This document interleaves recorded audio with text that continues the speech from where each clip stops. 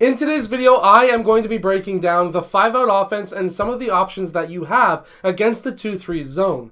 I know there's a lot of coaches who say that the 5-out offense does not work against a zone. However, it does, and these are some plays that you can run up against it.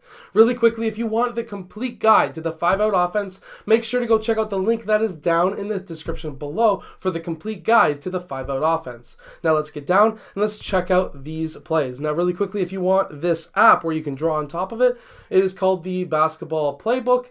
It is down in the description below. Okay, so in a 2-3 zone, how a lot of coaches, especially younger coaches or lesser experienced coaches, they will run it like this. And with younger teams, you're going to find that they tend to stick to their spots quite well. Now, this is actually a negative because you can split these guys quite easily by just simply having player 3 and 2 go down to the corners, players 5 and players 4 setting a screen on either side of players 1 and 2. And you actually see this play at the college level. They actually run it as a horns where they'll set up like this and then they'll set these that cross screen on either side where now player 1 will split the middle. This is a very useful play if you've got a point guard who is slithery or a slasher who can get to that rim, because what's going to happen is as soon as he beats that man, you're going to be seeing the defense collapse like crazy. Player 1 can kick that ball out, 2 and 3 can cut baseline, and this can give you different options to score with as well. You can also do a floater too. Now, more experienced teams, what they will do is they'll have one man up. They'll have this guy overplaying one side to try and force away from the middle. Player 1 will then be covering the high post and covering that lane towards the basket. You're going to have player 3 playing a bit higher, player 4 playing a bit higher. And now, if this pass goes to this side, he's going to hedge until he gets there, and then he's going to drop back. That's how the zone is supposed to work. However, we can actually use this to our advantage, and I always like to use zones to my advantage when it comes to being the offensive team. So having quick passes to player 4 and then a quick pass to player 2, having player 1 cut after that pass is going to be extremely beneficial. So if we can pass here, this guy hedges, a quick pass here, now this could be an open 3. However, now we're going to have player 1 cut. We are now going to be having teams play like this. This is very deadly because as you can see right now,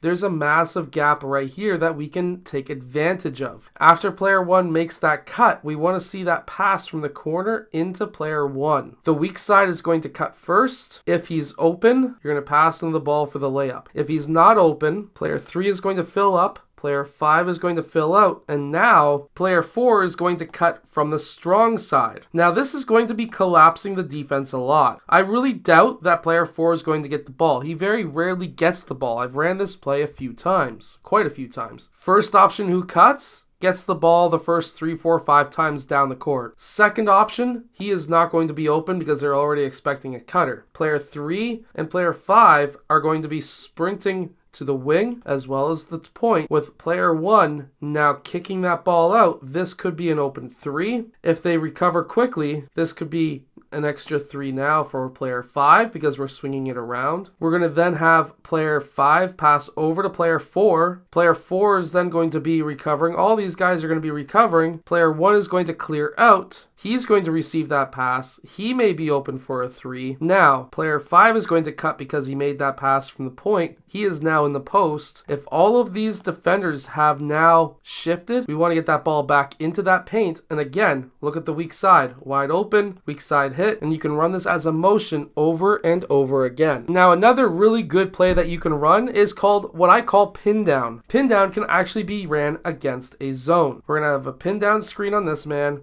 and a pin on this guy. When they set those screens, player 2 is going to pop off, player 3 is going to pop off. We are then going to have player 1, let's say, just for argument's sake, he passes to the left side. After that pass happens, we want player 4 to roll towards the opposite post and player 5 to roll towards the ball side post. If player 3 doesn't have that 3-point shot right away, these guys are rolling towards the posts. What I really want to see is a pass into player 5, and then player 1 cuts across over to that corner. While he's cutting, this could be a basket. This could be a pass over to player 4 for a basket because he would be sealing his man, or he can kick it out to player 1 for a 3-point shot. Now this is a more advanced play, however it still does work extremely well against a 2-3 zone. And I'm really well known for my elevator screens when it comes to the teams that I run, and this is no different. I call this shooter. Screen on this side, screen on this man, basically like an elevator screen. I call this the S play, but against a zone. Player 3 is going to then go through that screen. Player 3 receives that ball. Player 3 takes that 3.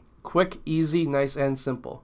I hope that these plays help your team win more games. If they do, hit that like button and subscribe, and I'll see you guys again next time. Make sure to go check out my complete guide to the 5-out basketball offense.